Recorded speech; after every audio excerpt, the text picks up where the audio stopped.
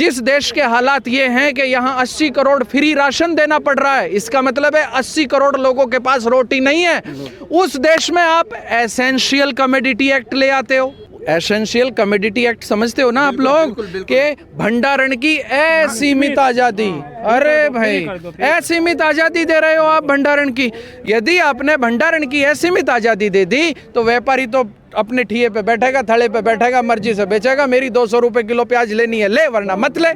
नमस्कार, मैं सुनील चौरसिया और आप देख रहे हैं अखिल भारत न्यूज। आज आप देख सकते हैं गाजीपुर का बॉर्डर है। आज यहाँ से ट्रैक्टर रैली निकाली गई है जो डासना तक गई है। तो हमारे साथ कुछ किसान आंदोलनकारी हैं, तो आज हम उनसे बात करेंगे कि उनकी आगे की रणनीति क्या है इसके बाद। सर, जिस तरह से आज ट्रैक्टर रैली निकाली गई है गाजीपुर से और डासना के लिए, तो इसके आगे किसानों की क्या रणनीति है कि जिससे सरकार इस आंदोलन को ख़त्म करे और इस बिल को वापसी ले? इस आंदोलन को ख़त्म करना है सरकार के हाथ में। 3 बिल वापस ले ले, MSP का कानून बना ले, आंदोलन खत्म हो जाएगा। सरकार बिल वापसी नहीं करेगी तो हम घर वापसी कैसे हो जाएंगे? सर, सरकार का कहना है, हो सकता है सरकार का ईगो भी आगे आ रहा है, किसानों का भी ईगो आगे रहा है। सरकार बोला उस बिल में आपको जो भी संशोधन करना है वो सारे संशोधन करने के लिए तैयार हैं, लेकिन हम इस बिल को वापस नहीं ले सकते हैं। मैंने जैसा कि पहले आपको बोला, हो सकता है आपका भी ईगो आगे आ रहा हो, सरकार का भी ईगो आगे आ रहा हो। तो क्या किसान केवल सरकार से ये बिल वापस करवाना चाहते हैं, सरकार को गद्दी से हटाना चाहते हैं? देखिए, सबसे पहले तो हम आपको ये बता दें, हमारा सरकार का विरोध नहीं, हमारा 3 बिलों का विरोध है। ठीक, बात आती है ईगो की। सरकार अभिभावक होती है और जो जनता होती है वो संतान होती है। सरकार अभिभावक की तरह अपने संतान की परवरिश करती है, तो अभिभावक और संतान में कभी ईगो नहीं आती। हाँ, हो सकता है अभिभावक में ईगो आ गई हो, लेकिन संतान में नहीं है।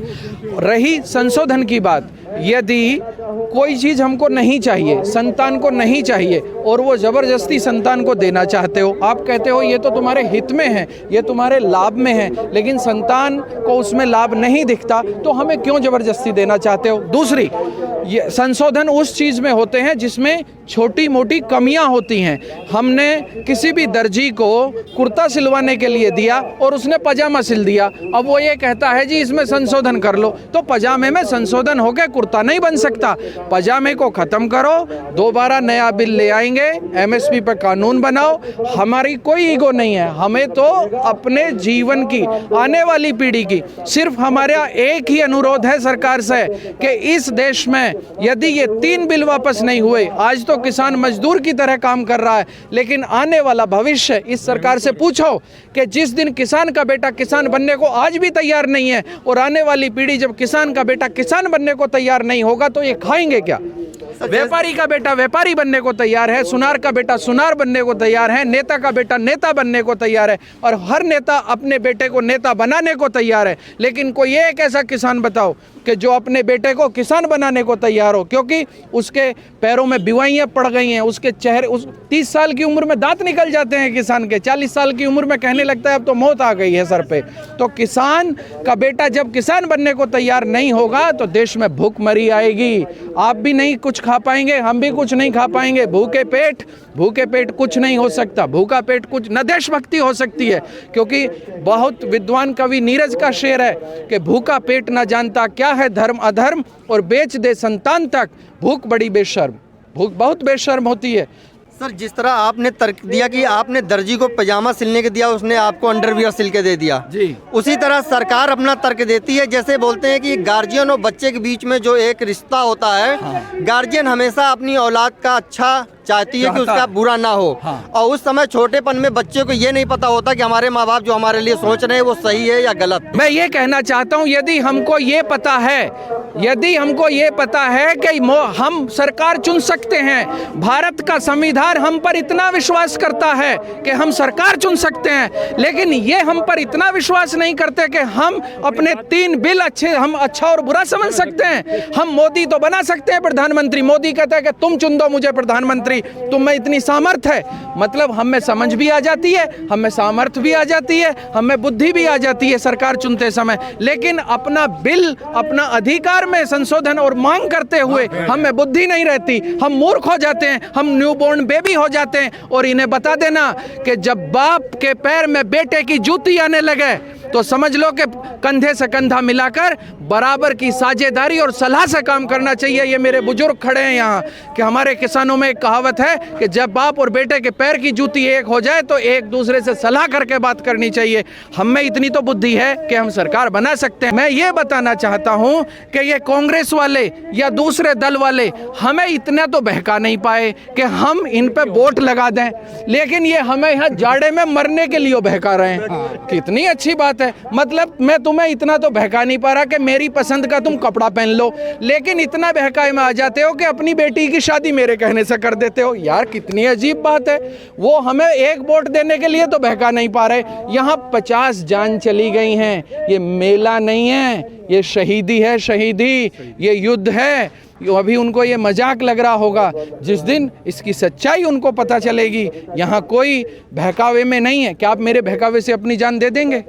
एक प्रधानमंत्री हमारे बहकावे में नहीं आ रहा और हम उनके बहकावे में आ गए। जिसने प्रधानमंत्री बनाया, समझिए, जिसने प्रधानमंत्री बनाया उसे कह रहे हो तुम तो बहकावे में आ गए। तो इसका मतलब तो क्या पता मोदी ने भी हमें बहका के खुद वोट ले ली हो, उसने भी हमें प्रधानमंत्री बनने के चक्कर में हमें लॉलीपॉप दे दी। अब नहीं होगा। हम किसी के बहकावे नहीं हैं। हम अपने भूखे पेट के लाचार लोग हैं। हम किसान लोग हैं। और ये जो समय है ना, अभी तो इनको ये नहीं पता कि जिस समय किसान आंदोलन कर रहा है ये किसान का सबसे कठिन समय होता है। खेती का एक फसल कट रही होती है, दूसरी को बोने को तैयार है। उस हालात में किसान यहाँ पड़ा है। सर, जिस तरह से रिलायंस और अंबानी अडानी ग्रुप को एक टारगेट करके उनको टोंट किया जा रहा है, और पंजाब के अंदर रिलायंस के बहुत सारे टावरों को तोड़ा गया, तो क्या इसके लिए अंबानी अडानी जिम्मेदार या हमारे प्रधानमंत्री जिम्मेदार हैं जो पंजाब की जनता वहाँ से उनके टावरों को तोड़ रही है? देखिए, टावर तोड़ने की बात है, हम इसकी निंदा भी करते हैं, लेकिन हमको बदनाम किया जा रहा है। ये आंदोलन इतने लंबे समय से चल रहा है। यहाँ किसान शहीद हुआ है, लेकिन कोई पुलिस वाला शहीद नहीं हुआ। बिल्कुल नहीं हुआ। तो ये तो बीजेपी के लोग, इनके ही मनगढ़ंत लोग, इनके ही भाड़े के ऊपर आप कैसे लांछन लगा सकते हैं? क्योंकि जब सरकार पंजाब में कांग्रेस की है। सरकार, सुनिए, सरकार को बदनाम करना है, किसान को बदनाम करना है। पहले तो हम बता दें कि ये कितने भी बदनाम कर लें, हम कोई भी ऐसा कर्म नहीं करेंगे, क्योंकि ये गुरु का घर है। मुझे इतना पता है कि गुरु ग्रंथ साहिब में इतना आता है कि किसी को गुरु नानक से मिलना हो तो वो संगत में मिलते हैं, और ये उसका घर है, उस मालिक का दर है। यहाँ 50 किसान शहीद नहीं होते, यहाँ 50 पुलिस वाले शहीद होते। यदि यहाँ उग्र हो जाते, और वो पुलिस वाले भी हमारे भाई हैं। ये एक और भ्रम में बैठे हैं कि पुलिस रोके बैठी है। पुलिस ना रोक रही है, ये तो हम चुप बैठे हैं। हमारा देश है, वरना वो भी हमारे और हम भी उनके। हम एक ही परिवार के हैं। हमारे ही भाई तो सेना पे देश की रक्षा कर रहे हैं और हम ही यहाँ कर रहे हैं, तो हम भ्रमित नहीं हैं। आप एक बात बताइए, मोदी सरकार, भारत सरकार ये कहती है कि पिछले कोरोना काल में 80 करोड़, कितना, 80 करोड़ भारतीयों को फ्री खाना दिया, राशन दिया। कहाँ से? अपने घर बनाया था। अमित शाह के फैक्ट्री है कोई राशन बनाने की। किसने पैदा करा था वो 80 करोड़ राशन? किसान ने पैदा किया था। और यदि किसान पैदा ना करता तो कहाँ से देता? बताइए आप। जिस देश के हालात ये हैं कि यहाँ 80 करोड़ फ्री राशन देना पड़ रहा है, इसका मतलब है 80 करोड़ लोगों के पास रोटी नहीं है। उस देश में आप एसेंशियल कमोडिटी एक्ट ले आते हो। एसेंशियल कमोडिटी एक्ट समझते हो ना आप लोग, के भंडारण की असीमित आज़ादी। अरे भाई, असीमित आज़ादी दे रहे हो आप भंडारण की। यदि आपने भंडारण की असीमित आज़ादी दे दी तो व्यापारी तो अपने ठिये पे बैठेगा, थड़े पे बैठेगा, मर्जी से बेचेगा। मेरी 200 रुपए किलो प्याज लेनी है ले, वरना मत ले। बताइए आप किसका लाभ है? अभी आप कह रहे थे ना अडानी अंबानी का, कौन किसान कहाँ से करेगा? अरे हम तो ये कह रहे हैं। अच्छा, दूसरा ये कहते हैं जी गाजियाबाद का किसान, उत्तर प्रदेश का किसान केरल में जाके बेचो। अरे क्यों बेचे? केरल और उत्तर प्रदेश के एक ही जो रेट कर दो। एमएसपी कानून पूरे देश में एक रेट कर दो, हम अपने घर ही बेच लिया करेंगे। केरल जाने की हमें जरूरत नहीं है। तो मतलब आप किसानों ने ठान लिया जब तक ये बिल वापसी नहीं, घर वापसी नहीं? हमारी मजबूरी है, हमने ठाना नहीं है, घर जाकर मरेंगे। अच्छा, आप एक बात बताइए, जब जिसको शहीद ही मरना ही है तो वो शहीद होगा। किसानों ने निश्चित है 100% है, हम नहीं जाएंगे वापस। हमको यहाँ मार दे सरकार, हाँ सब यही। आप एक बात बताओ, आपके घर में खाना बनता है? बिल्कुल। आपने कभी अपने जीवन में ये देखा होगा कि कभी प्याज महंगी हो गई? यदि थोड़ा सा इतिहास में चला जाऊं को, दिल्ली की तो सरकार चली गई थी प्याज की महंगाई पे। अब यदि प्याज महंगी हो गई तो सरकारों ने छापे डाले, जहां जिन लोगों ने स्टॉक कर रखे थे प्याज सस्ती हो गई। अब क्या होगा? अब अंबानी बंधु, अडानी बंधु प्याज का स्टॉक करके बैठे हैं। तुम्हारी थाली में प्याज नहीं है, मेरी थाली में प्याज नहीं है। किसान के खेत से तो उसी दिन चली गई जिस दिन तैयार हुई थी। अब बताइए, ये आम आदमी की भी लड़ाई है, ये सिर्फ किसान की लड़ाई नहीं है, ये आम आदमी की लड़ाई है। अब ये सबकी 80% पॉपुलेशन, ये तो देश को गुलाम करना चाहते हैं, नहीं होने देंगे।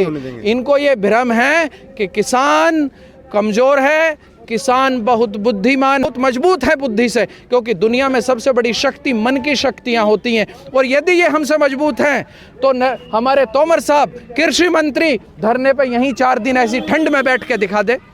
यदि उनमें सामर्थ्य है हमारे बराबर, भाई हमारे यहाँ बैठे तो सही 4 दिन ठंड में, हम 50, हमारे परिवार के 50 लोग शहीद हो गए और इन्हें शर्म नहीं आती? हमारे धरने को पिकनिक कहते हैं। ये इतने निर्लज्ज हो गए हैं, ये निर्लज्जता की पराकाष्ठा है, इससे बड़ी निर्लज्जता की पराकाष्ठा नहीं हो सकती। और जो एक और बात बता दें, इस समय मोदी जी के साथ एक मजबूरी है।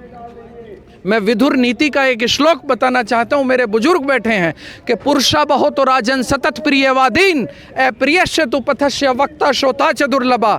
मोदी जी 4-6 लोगों से घिर गए जो बाबूजी बाबूजी कह रहे हैं। अरे वाह मोदी जी, वाह मोदी जी, सोने के तारों से अपने कोट पे मोदी लिखवा रखा है, तुम महान हो, तो नरेंद्र मोदी हो। लेकिन ये किसान थोड़ा अप्रिय बोल रहा है, लेकिन देश के उद्धार के लिए, देश के उत्थान के लिए, इस देश में एक किसान मोदी जी बता दें, मैं मोदी जी का जीवन भर जूते पॉलिश करूंगा जो किसान ये कहता हो कि मैं अपने बेटे को किसान बनाना चाहता हूं। जैसा कि आपने देखा इस आंदोलन में किस तरह से सवाल और जवाब हुए। इनका कहना है, किसानों का कहना है कि ये सिर्फ और सिर्फ केवल किसानों की लड़ाई नहीं है, आम जनता की भी लड़ाई है।